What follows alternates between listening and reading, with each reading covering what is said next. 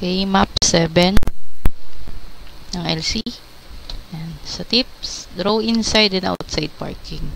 So, kailangan natin kunin ang ating inside and outside parking dito. So, paano natin malalaman kung outside or inside yung ating i-label? Ayan. Ito, example ko dito na lang. Ito. Pag tingin nyo dito, ayan. Ito. Merong siyang island. Nakikita. Ayan o. Itong, parang pavement. Pavement na to. Ayan.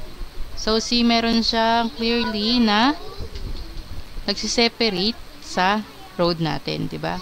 Ito yung ating road.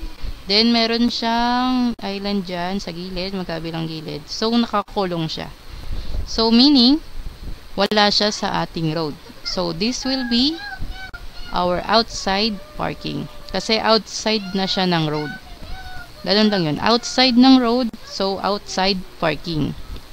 While this one, ito, kita nyo, meron siyang clearly na parking line. Ayan, so mga wait na yan. Diba? Pero wala siyang island sa gilid, diba?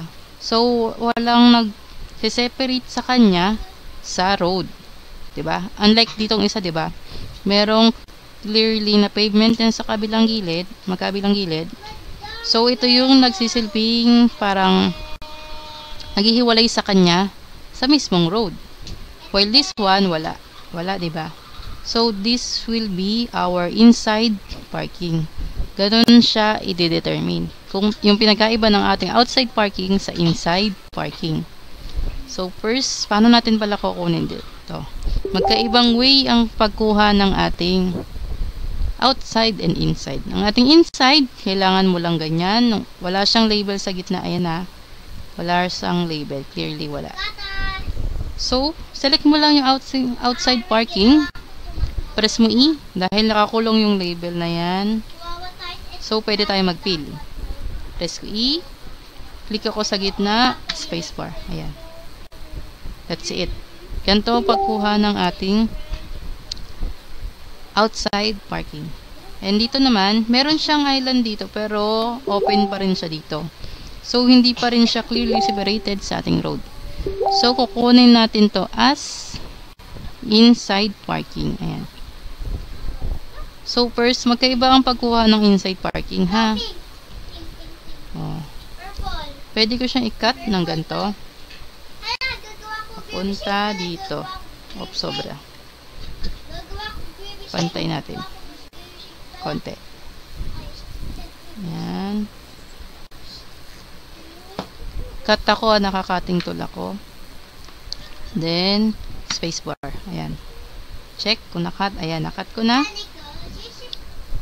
Ito, may part siya na parang open, na hindi naman kasali sa parking. Pwede natin yung ihiwalay. O, pwede nyo siyang i-cut. Kung gusto nyo. Ayan.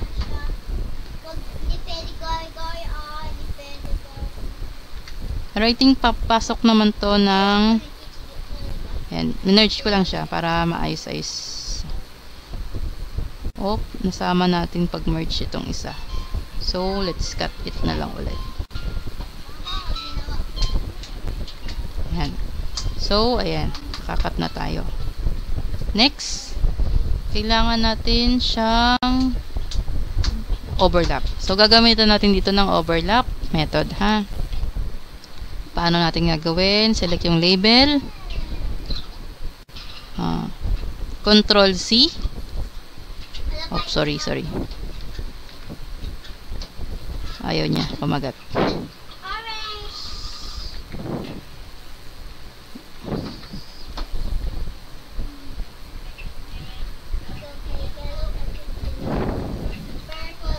Ayan. Sorry.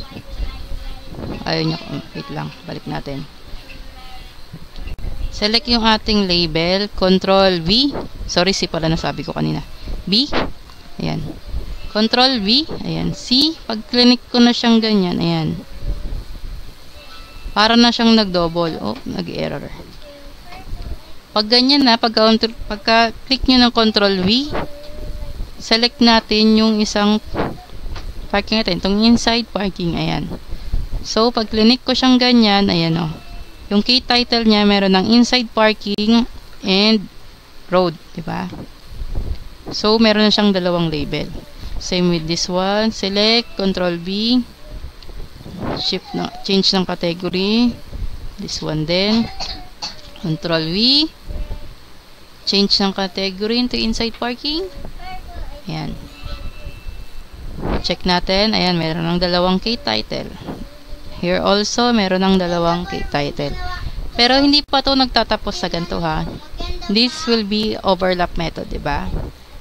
So, kailangan natin siyang i-press ng N. Pwede tayong mag-hold ng shift. Hold mo yung shift button. Hold yung shift button, select mo yung label, then click N. Ayan. Ito yung isang way.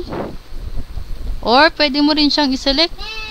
All na ganyan, highlight mo lahat, then press N. It's the same lang din naman.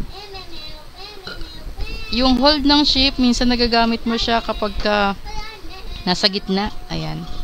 Kung yung hindi ka makakapag-highlight na lahat, pwede mo siyang gamitin yan.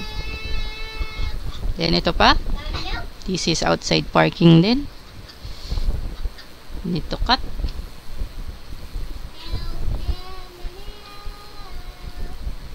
Cut.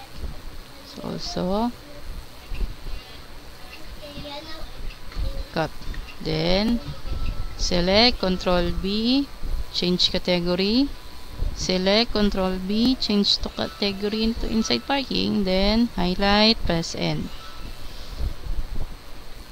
Then, ito. See, may pavement dito, may island.